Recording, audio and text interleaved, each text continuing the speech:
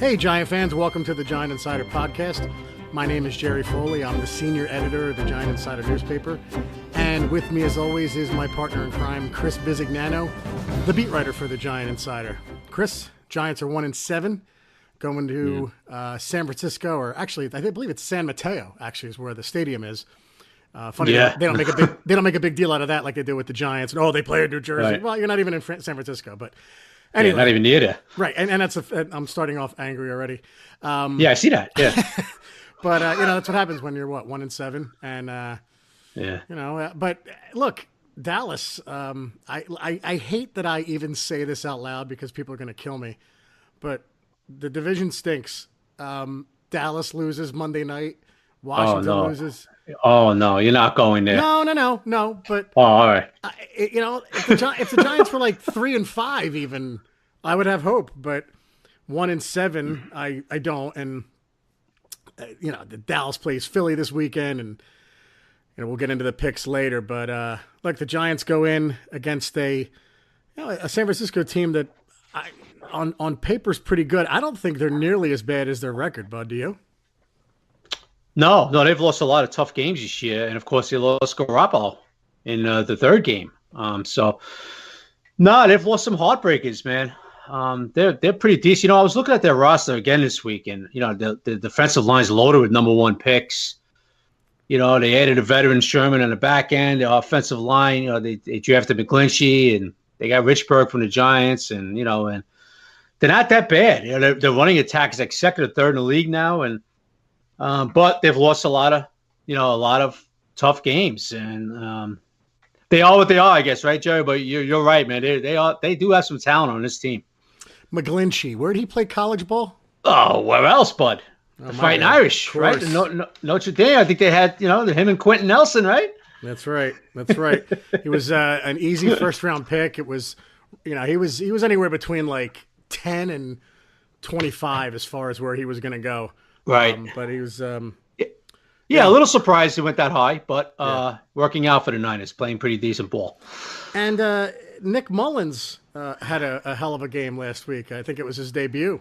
His rating was like 151 or something. He had three touchdowns, 260 yards, 72% completion percentage. So, Beathard was okay. He's basically probably a career backup. But right away, Giant fans on Twitter are cracking me up, man. And I don't make fun. I just laugh because it's funny because I think the same thing except other people say it. So what would you give up if you were the Giants for Nick Mullins? And of course, it's not going to happen. But you watch the game and you're like, Nick Mullins. Well, they're not going to need him next year. They have Garoppolo coming back. But he had a hell of a game his first one. Yeah, but then again, me and you could probably have 100 quarterback rating against the Raiders right now. The kid looked good, but now there's some tape on him. Listen. I think Matt Flynn from years ago, if he's taught us anything, it's like, let's just pump the brakes on a kid that comes in and plays ball right off the bat. So he showed talent, but the crazy talk about, maybe we should look into him next year. I think we should all relax with that until this kid does it the rest of the year. Even Kyle Shanahan said that in his conference call today. He said, listen, not his tape on him, so he's going to have to play better because now teams are going to know what's coming. One person they seem to like a lot over there, Weston Richburg. He's they speak glowingly of him, Chris. Yeah, I saw Kyle. He was asked about that today, Shanahan. He's like, we love him here. He's one of the reasons why the rushing attack is so good and this and that. But you watch him on tape, and he's been just okay. He's been nothing special. Rich, he's even PFF has him rated below average. So he's been all right. Like he was here, right, Jerry? Yeah, he was pretty decent player. Pretty decent player. He was average to above average, not worthy of a second round pick. And I think the Giants. They talk about ruining quarterbacks, and I think this was a player who perhaps was a little ruined his rookie year when they played him at guard in favor of J.D. Walton. I didn't understand spending a second-round pick out of Colorado State on supposedly the best center in football and then playing him at guard because you wanted J.D. Walton to play center. J.D. Walton was terrible for the Giants. Who's the GM of the Giants then? Yeah, that's right. Jerry Reese had another fine. And one of these weeks, I'm going to go over the free agency debacle that was Jerry Reese. Maybe if we lose a couple more and we have nothing else to talk about, we'll spend a whole podcast on people like CC Can't Cover Brown and J.D. Walton and Brandon Myers, and the list goes on. But yeah, Rich Brig was average to above average. I thought the Giants misused him his rookie year, but then he couldn't stay healthy. It seemed he had a few injury issues, and he was okay with us. Listen, he was a nice player with us, Jerry, but not really worthy of a second contract. So how do you see the Giants defense matching up against this offense? Like what are some of the key matchups you're looking for this week? Well, we're going to have to get – I mean, I know they haven't done it all year, but, anytime a rookie kid comes in, I should say a new kid comes in, you're going to have to get pressure on him. But that's something the Giants haven't done. But, the 49ers have given up 31 sacks. Right. That's a lot. I mean, it's the same as the Giants, right? So as much of how well they have run block, they have not pass protected as well. Right. So that's going to be – listen, there's a couple of things. One, they have an excellent tight end, and if everybody, if people don't know him, you're going to see him Monday night. And I wrote it in the Giant Insider, the preview for the game. He's an up and coming star, and George Kittle, and he's really playing well. 41 catches, 3 touchdowns, the whole deal. And we all know how weak the Giants are. They could never seem to cover a tight end, right? Yep. So the key is going to be stopping this running game. Because Matt Breida has played excellent. They're going to have a guy who goes over the top a little bit, Marquise Goodwin. I'm sure Shanahan's going to try that a few times, and getting pressure on Mullins. They're going to have to, get some heat on this kid. The Raiders, believe it or not, they played a team, Jerry, last week that is more horrific in getting to the quarterback than we are. Yeah. And the Raiders, yeah. They only have 7 sacks. We only have 10. Now, to your real quick, to your point about Kittle, he's like head and shoulders above all the other receivers. He's the tight end. He was a 5th-round pick out of Iowa in the draft that we got Ingram. And to find someone like that in the 5th round is, kudos to John Lynch, and just shows you the job he's doing over there. He's got 400 more yards than the next receiver, which is Pierre Garçon, who has 286. So speaks volumes to his ability and kind of not coming out of nowhere. I guess he had a good year last year, but he's really stepping into his own this year. Yeah, and I really like him. And John Lynch with a nice middle round draft pick. I think we've discussed that before, right? Yeah. Middle round draft picks. Yeah. Build football teams. Yep. Okay? Something that Jerry Reese could never do, right? Yeah. Middle round draft picks. So, he's a real good player, Jerry. Mullins is going to look for. It's obviously going to be a security blanket for Mullins Monday night. It always is, right? With young quarterbacks, they look for that tight end that could move the sticks a little bit, and it'll be interesting to see if the Giants could slow him down, and it'll be interesting to see what they do against this kid Monday night. Hopefully Betcha comes at him a lot. We'll see. Giants on offense. Giants have the ball. How do you see this playing out? You think they're sticking to the run this week finally? Probably not. Been asking for 8 weeks. Why should it change now? But this is a 49 team that could. They do have 24 sacks. They could get to the quarterback a little bit. Right. They have, DeForest Buckner's an excellent player up front. He's got 5.5, and they got some talent up front. So it's gonna be quite a challenge for the Giants' offensive line. Solomon Thomas, number 1 pick. He's up front. And listen, Jerry, I've said it on Twitter numerous times. Bob Papa said it the other day on his show. Got to run the ball, man. If you can't pass protect, you have to run the ball. And even if you're not running it, even try to stick with it. Go back put Eli back on the center. Do some play action. Yeah. Been calling for it all year, Jerry. Sherman. How many times we heard Sherman say after the game, I think we should have stuck with Saquon a little bit more running. I don't know, bud. To me, I look at it like, let's make the game plan running the ball and then work the pass off that. But, we haven't seen it yet. So why should we see it Monday night? Yeah. It's not like the 49ers secondary is too scary either, right? I mean, Richard Sherman's a shell of himself, right? Yeah, Sherman's all right. He hasn't been the same player for like 3 years now. And if the Giants can pass, I mean, Yeah, it'd be nice to see them sticking to the run, but like you said, that maybe the play action setting up for the pass and maybe attacking a team for once. And I don't know, man. I don't usually feel good about the Giants, but I actually, and we'll get to the prediction in a bit, but I actually feel good about this game for some reason. And maybe it's because they've been off for 2 weeks and I haven't seen them.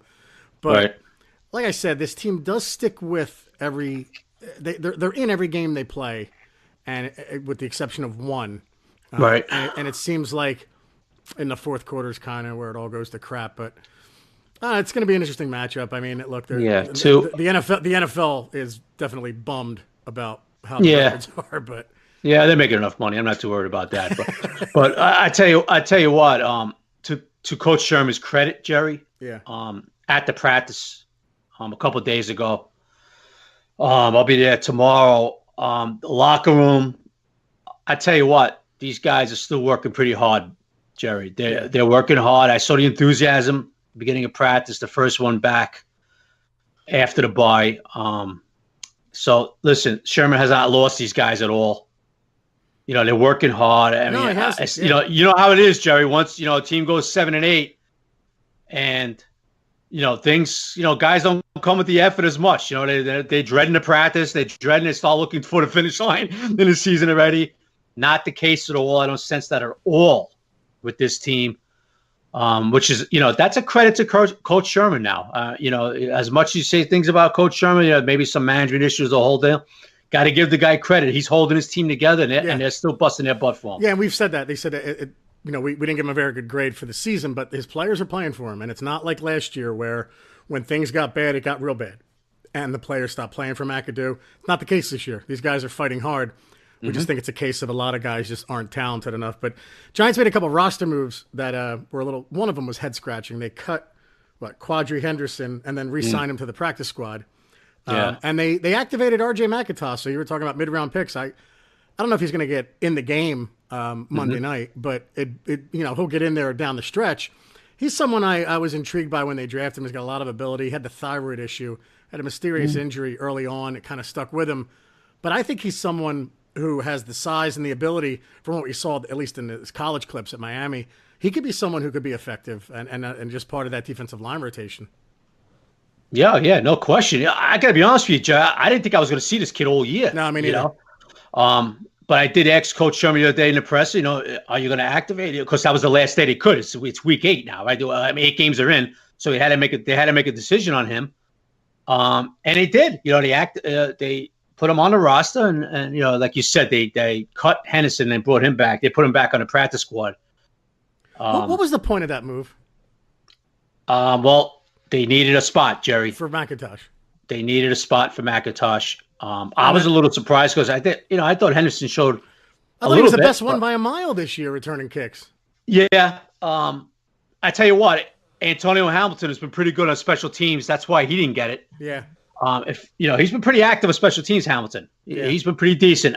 So I guess they rolled the dice, Jerry, that nobody would, claim Henderson. So nobody did. And you can't, and to your point, you can't release someone from the practice squad and replace from the practice squad. So they released Henderson, moved McIntosh to the active roster, then signed Henderson to the practice squad and cut Jarrell Presley from the practice squad. So so right now Henderson makes sense.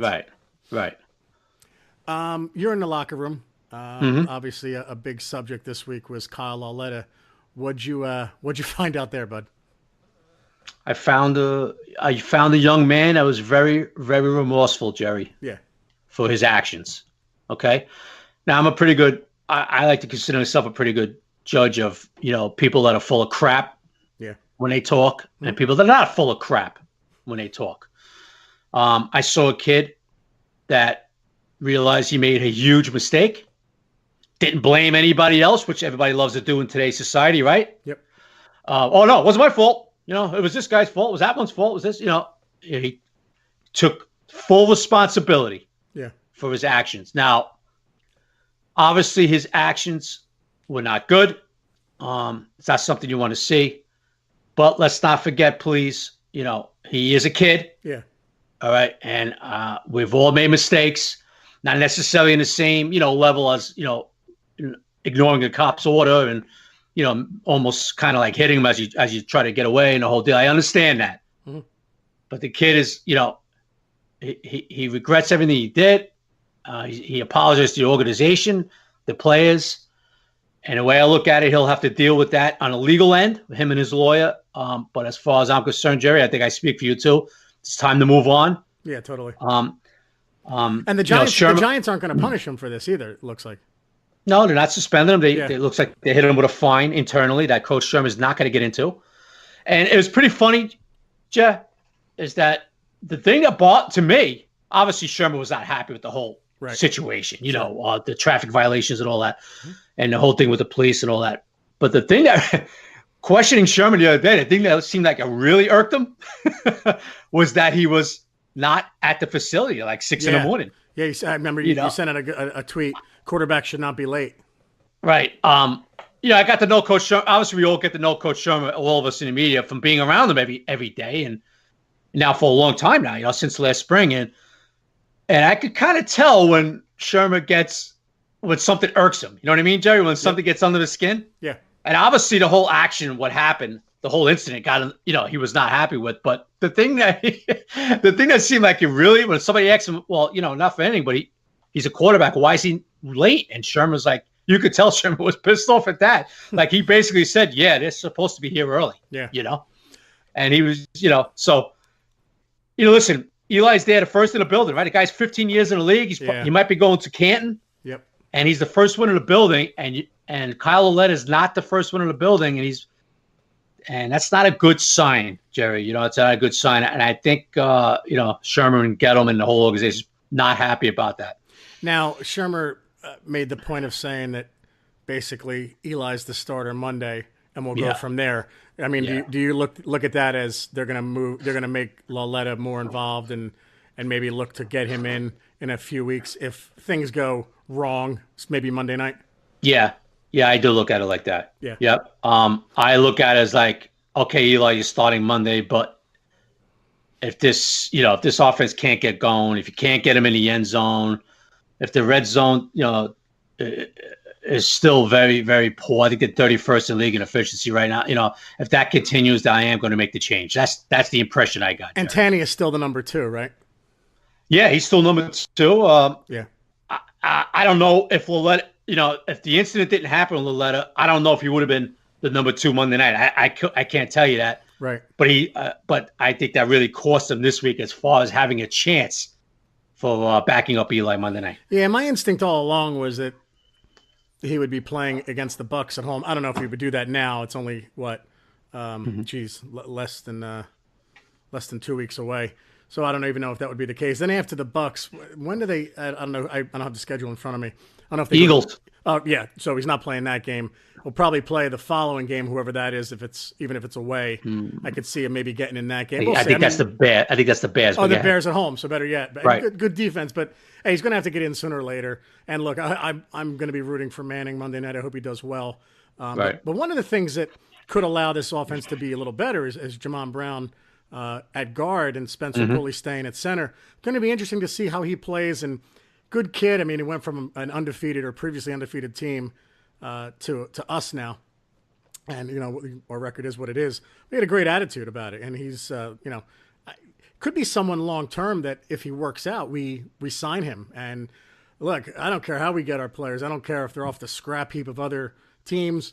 I don't care if we draft them, but as long as we can improve the line, and he seems like a massive upgrade over what we had so far this year.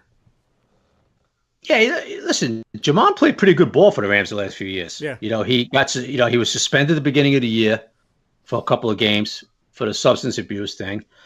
And then he lost his job to Blythe. Blythe has been playing right guard over him, but he's no slouch, this kid. He's a mammoth human being, Jerry. Oh my God. So he's a big boy, and he's a little athletic now. He can get out there a little bit. So listen, it's an upgrade over Greco. There's no question about it. And I could tell you this, Jerry. Yeah. I could tell you this from some people I talked to inside the building. Sherman and Gettleman are crazy about him. Good. They really feel they got a steal here. So time will tell. We'll see. I'm gonna be honest with you, Jerry. I'll be surprised if he's not starting Monday night. I think he will be starting. Oh, I think he will too. I think there's no question. I think they're dying to have him start. We're not doing Twitter questions tonight. We'll do that next week. But someone brought up Giants Dreamer. And with this point, he is dreaming, but I love it anyway. Brought up Russell Wilson being a free agent. I don't know, next year, the year after, whatever. Would you be interested? And first off, it's not happening. I don't think Seattle would let it happen. But also, I'm so tired. I just don't want to pay my quarterback $20+ million for a while. I need like a 4 to 5 year reprieve of this because I think these teams that win it now are winning it with younger guys who aren't hitting that first contract where they're almost debilitating their teams to the point where, I mean, look at like Aaron Rodgers, right? He makes a lot of money and the rest of the team suffers. Same with Russell Wilson. Right? He got that big contract, and not saying they're not worthy of it. These quarterbacks are. The quarterback is the most important position on the team. But if you can win a Super Bowl within your first 5 years of a guy joining your organization as a draft pick, it sets you up so much better. And anyway, that's my spiel on that. And look at where the team with the feathers on their helmet are. You know, Carson Wentz is in his third year. They won it in his second. He's not going to get a contract probably till his fifth or sixth. So they can stockpile the rest of that roster until they have to pay him. So to answer any questions about Derek Carr, Russell Wilson, I don't want to pay a quarterback $20+ million, not because they're not worth it, but because the rest of the roster is so depleted with talent. We have to build up everything. So. Yeah, no question about it, Jerry. No question about it. I think the Giants right now they're at a point in the organization where they do not want to deal with a $20+ million quarterback for the next 5 years. Right. They, and you bring up a perfect example of the Philadelphia Eagles, right? Wentz is on the rookie deal, and they're doing some things over there. They're bringing guys in the whole deal. So, and if you look at the other teams, like Brady, okay, he doesn't take $20 million. It's like Brady doesn't take 20+. Right. Yeah. when you look at the Super Bowl champions of the recent past, Russell Wilson won it in his rookie deal. So it sets you up so much better. I'm not sure about Baltimore if Flacco was still in his rookie Flacco deal. Was in his rookie deal. Exactly. So there you go. Like it's Yes, he was. that those numbers work out for a reason. So I love Russell Wilson. I think he's one of my favorite quarterbacks in the league. I watch him and I think, my God, he makes plays where there aren't any. He's mobile. He's accurate. He can launch the ball a mile. But look at the Chiefs, right? Patrick Mahomes. They got him for another 2 to 3 years under this deal.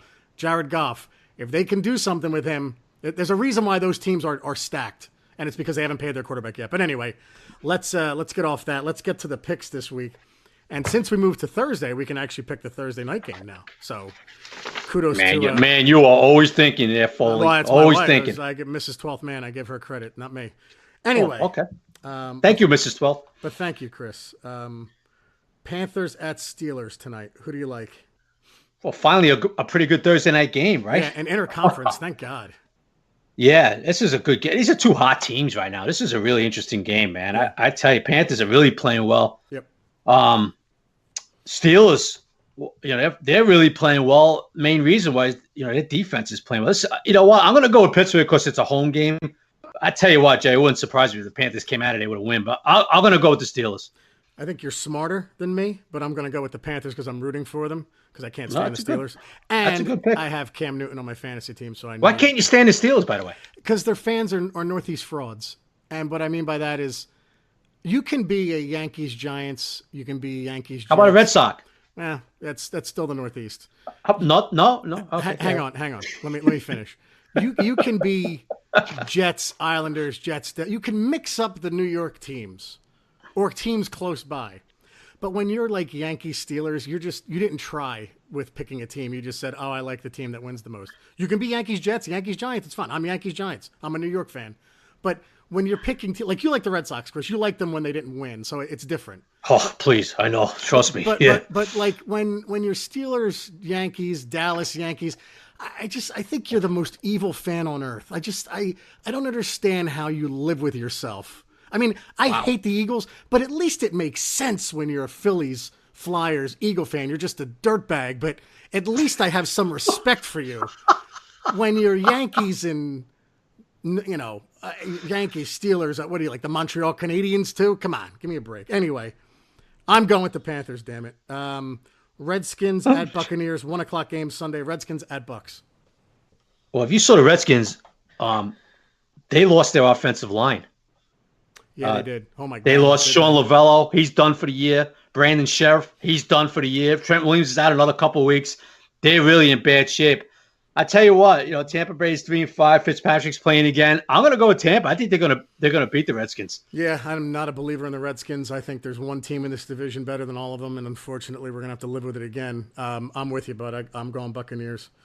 Cardinals, 16.5-point underdog. Cardinals at Chiefs. Who do you like in that one? Well, I like the Cardinals. I think they're gonna. No, I'm gonna go. By the way, I'm gonna go with the Chiefs, obviously. But would you give up the 16.5, Jerry? I think the Chiefs might win by 30. Okay, fair enough. I just think I'm a believer in Mahomes and Reed, and I think Andy Reid has his quarterback that he's always wanted. I think they may win by 30 points. Nice, sounds good. This is a barn burner, although I'm hard on the Jets. I'm sorry. Bills at Jets, 1 o'clock. Even Jet fans would say this game's going to stink. But anyway, Bills at Jets. I'm going to go with the Jets. Yeah. Because McCown's better than Sam Darnold right now. So McCown's he's going to touchdowns and they're going to beat the Bills. Yeah, the Bills are a horrible team. I'm going with the Jets too. I think the spread is 6.5 in that. I'm not big into spreads. I'm not a gambler. But I thought it would be more even because I think the Bills are that bad. I'm going with the Jets. Jaguars at Colts. I'll tell you, this was a tough one. Looking at this back and forth. I mean, Colts have won 2 in a row. They're actually playing better under Frank Reich, man. But I'm going to go with the better defense, a little better defense in this one with the Jaguars. I'm with you. I think they're going to come off the downward spiral that they're on. I'm going to go with I think Fournette's coming back too. I'm going to go with the Jaguars as well. Lions at Bears. This is a tough one too. The Lions gave up 10 sacks last week. I think Mac's playing this week. I don't know for sure. I'm going to go to Bears. I'm going to go with a home team here, but a real close one. I'm a believer in the Bears. I'm rooting for them to win that division. I don't know if they will, but I like their team. And I another guy, Mitch Trubisky, who took a huge leap his second year so far. I'm a believer in the Bears. I'm going with the Bears too.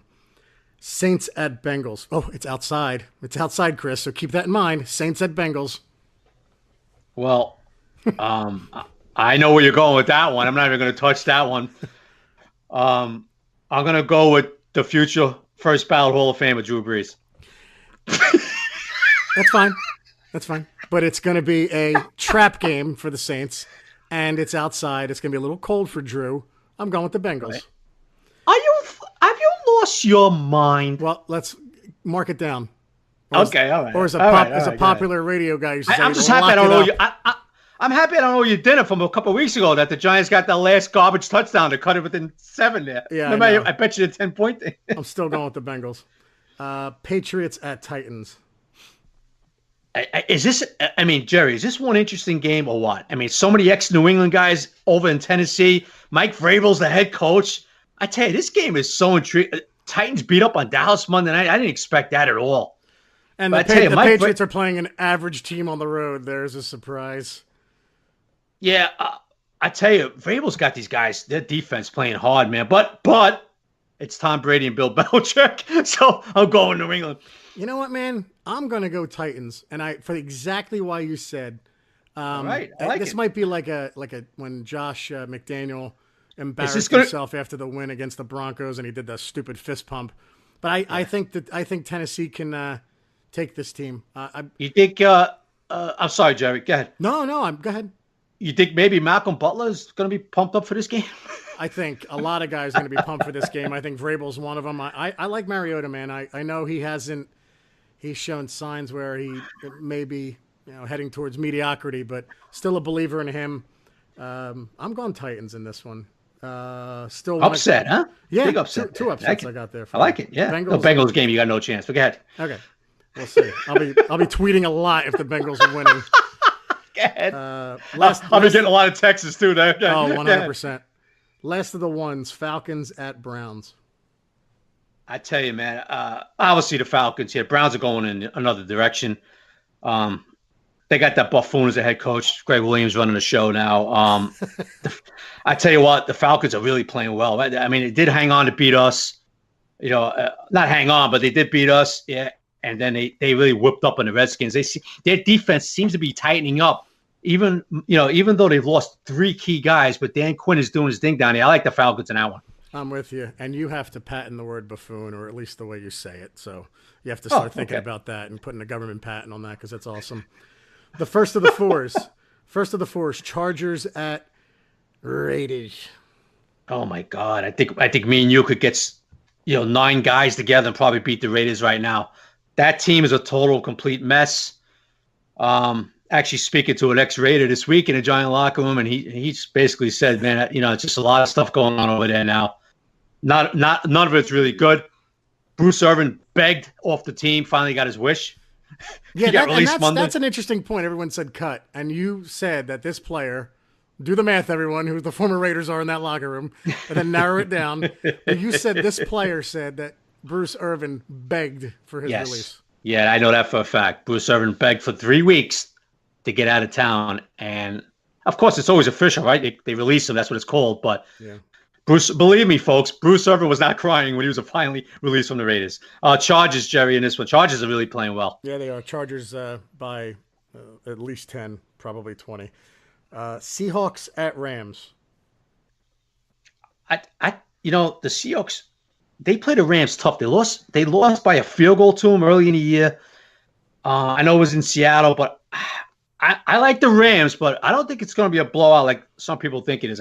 But I do like the Rams. Yeah, I don't think it's going to be a blowout either, but I love the Rams this week because of the fact that they lost last. I think they're pissed. So if nothing else, I like the Rams. Dolphins at Packers. Oh, I like the Packers to rebound this week.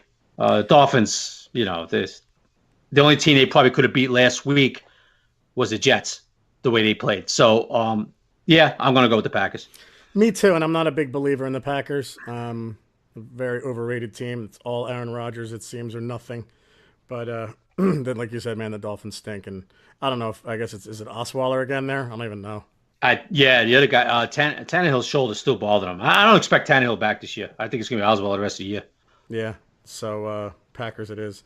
Sunday night, the forces of evil come together, and where no one really wins or loses. It's just an evil matchup for 3 hours in the city of brotherly hate. Dallas at Philly. Yeah. Man, I became friends with 2 Eagle fans since I moved out here. Believe it or not, I can't believe I have. I always say, real quick, 90% of Eagle fans are just horrible human beings, but there's Right. 10% that are okay. And when Right. when they're in the stadium, those 10%, they still laugh at the 90% beating up people and throwing up on people Yeah. and beating up little kids and laughing. But the Yeah. 10% are redeemable human beings. So I'm with you there. Go Right. ahead. Right. Yeah, I actually have a few that are actually somewhat human. Yeah. They actually have 2 legs. Uh, Not and hooves. so, right. They actually have 2 legs. They don't walk around, they don't crawl on 4 legs and the whole deal, and they don't go to the bathroom in the backyard.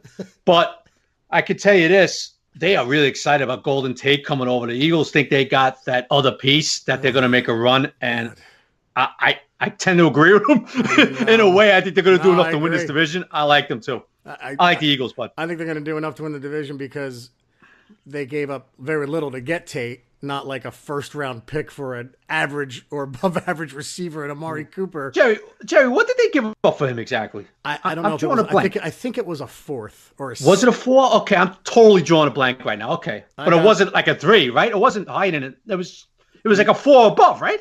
I think it was a 4. I'm going to have to Okay, look it up. I gotta look that one up. Okay, go ahead. I don't know, but I thought it was a great trade for them, and he's someone they've been running that bubble screen a lot, and Alshon he's a- Jeffrey and Nelson Aguilar are not good at it. You'd think Jeffrey would be, but Aguilar's a deep threat. Now they have a guy who can run it in Golden Tate.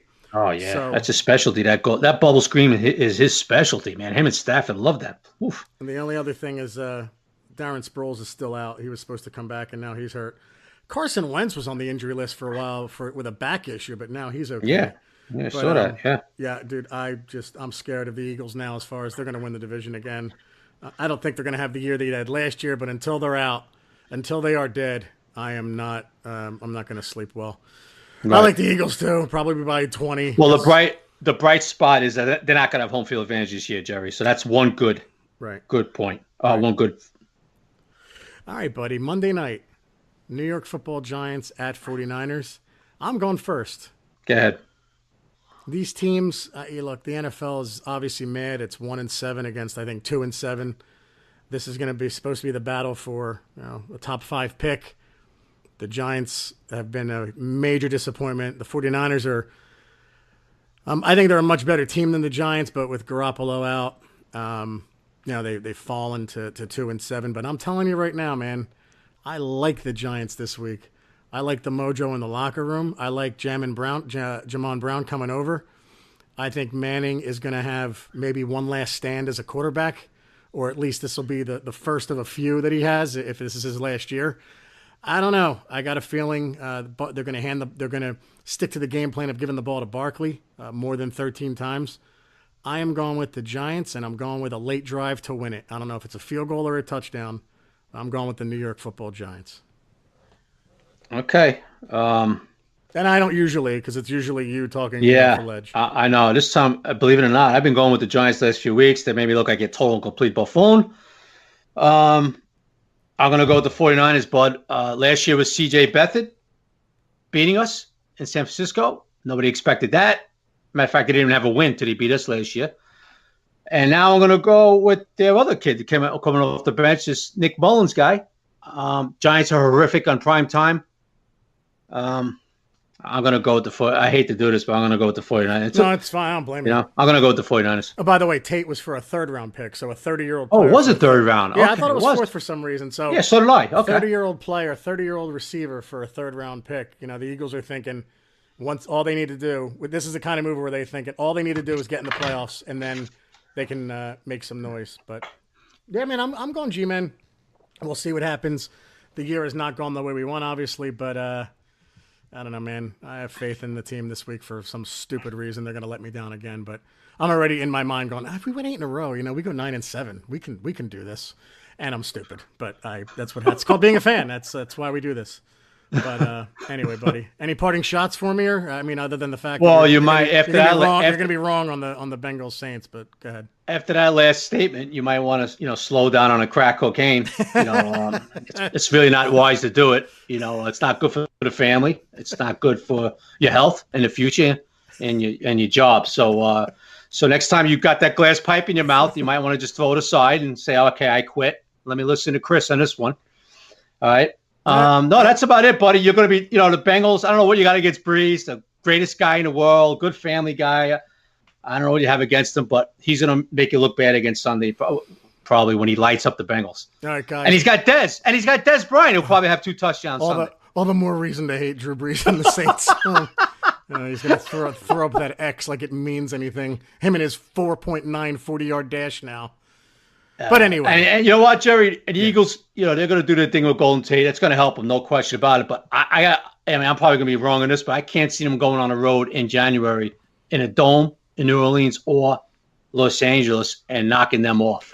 Trust me, if the Eagles go to a dome in New Orleans, who are you rooting for? By the way, I will be the biggest Drew Brees fan. Okay, I'll even get a jersey of Drew Brees that week. I trust me. How about Dez? You got a jersey of Dez? Yes, I would love it. Wow, I would name my next pet Dez. Oh my God.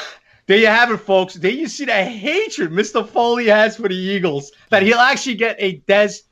How about this for the followers, everybody listening to our podcast?